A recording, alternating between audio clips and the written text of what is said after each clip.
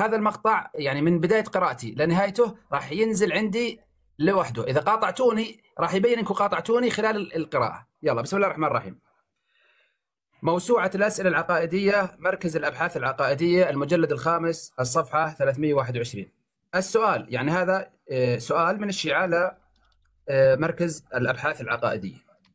إننا نعتقد بعصمة الرسول صلى الله عليه وآله ونعتبره أكمل خلق الله، والمعروف عنه صلى الله عليه وآله أنه كان أميا لا يقرأ ولا يكتب، فهل تعتبر هذه منقصة في كمال الرسول صلى الله عليه وآله؟ الجواب: إن عدم القراءة لدى الإنسان العادي لعلها تعد نقصا، إذ أن القراءة والكتابة الرافد الثقافي الطبيعي لدينا نحن. منو اللي أجاب؟ منو؟ مركز الأبحاث العقائدية، المخولين من السيد السيستاني الذين يجيبون على الأسئلة والمجازين منه. خلينا نكمل الآن. والكتابة الرافد الثقافي الطبيعي لدينا نحن.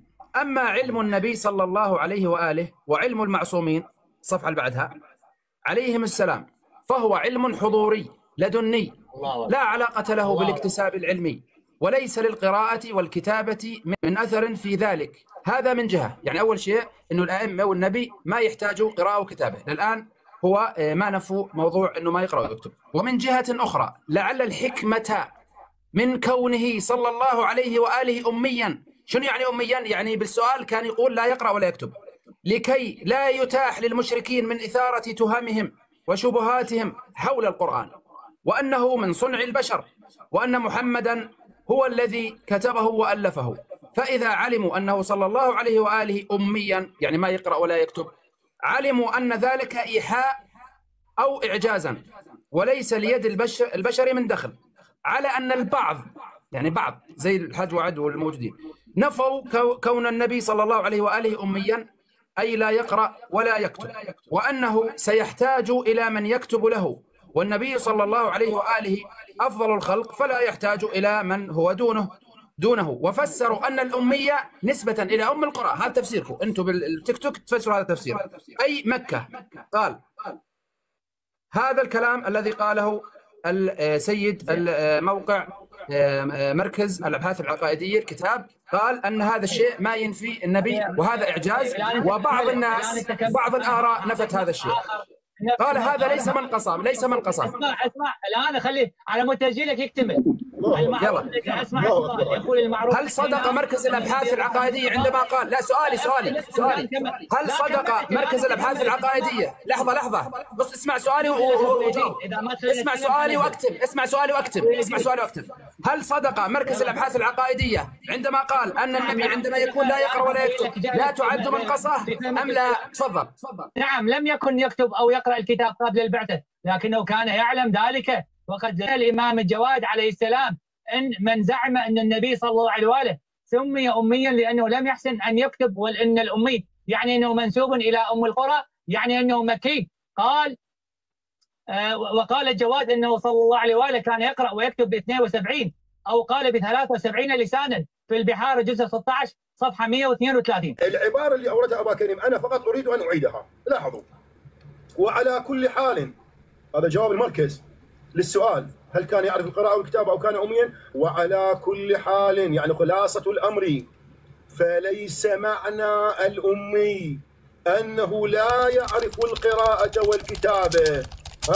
نعم، لم يكن يكتب أو يقرأ الكتاب قبل بعثه، لكنه كان يعلم ذلك. من تفهم سؤال بعدين نتكلم. انتهيت؟ طيب لا الآن شوفوا يا أخوان، الآن أنا ما قاطعت والداخل اثنين. شوفوا يا أخوان، الآن أنا قرأت من هذا المصدر إنه النبي عليه الصلاة والسلام يعلل أنه لا يحتاج إلى القراءة والكتابة لأنه علم حضوري لدني. الموقع اللي قرأ منه أبو كريم قال إنه الجواد قال النبي، الجواد لا قالوا النبي أمي. أنا أتحداك تقرأ سند رواية الإمام الجواد، هي أمامي، شايف هي روايته. أنا أتحداك تجيبها صحيحة. يلا جيب الرواية تفضل. حج وعد قفز إلى رواية الإمام الجواد. أنا أتحداك يلا قفز قفزه نوعيه الى شوفوا اذا ما جبتوا الروايه تكونوا هاربين امام الجميع. انا اتحداك تجيب لي اياه صحيح. يلا انا اتحداكم تجيبوا قول الامام الجواد عليه السلام صحيح. اتحداكم يلا جيبوها. يلا جيب كلام الموقع. يلا جيب لي. تناقضت لحظه. اذا انت تناقضت الان. الموقع قال يقرا ولا ما يقرا؟ الموقع استند لروايه الامام الجواد صحيح؟ لا لا لا لا اترك عنك روايه الامام. لا لا لا لا. يقرا ولا ما يقرا؟ الموقع قال انه هنا ما نفى وانت استدللت بروايه الامام الجواد. انا اتحداك تقرا لي روايه الجواد. ما جبتوا الروايه تكونوا هاربين امام الجميع. انا اتحداك تجيب لي اياه صحيح. يلا انا اتحداكم تجيبوا قول الامام الجواد عليه السلام صحيح. اتحداكم. لحظه اذا انت الان رفضت كلام الموقع. لحظه انت الان اذا تناقضت. لحظه اذا انت تناقضت الان. الموقع قال يقرا ولا ما يقرا؟ الموقع استند لروايه الامام الجواد صحيح؟ لا لا لا لا اترك عنك روايه الموقع نفسه. الجواد كان يقرا ولا ما يقرا؟ الموقع يثبتوا ان النبي جاهلي. احسنت. شوفوا اخواني للمشاهد الكريم اللي يسمعنا، اتلاحظون كيف اننا حائط الصد عن الدفاع عن ان النبي جاهل لا يعرف القراءه والكتابه ونحن حائط الصد؟ اتلاحظون اننا حائط الصد على ان النبي يتخيل انه يفعل اشياء انه مسحور؟ اتلاحظون اننا حائط الصد وندافع عن نبينا محمد صلى الله عليه واله عندما يقولون اراد ان يصعد على الجبل وينتحر؟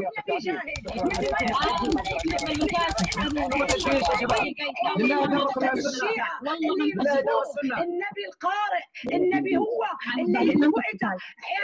اقول لك عمر بن الخطاب دلال حمير قارئ، ومعاويه ابن هند قارئ، وخاتم الوحي.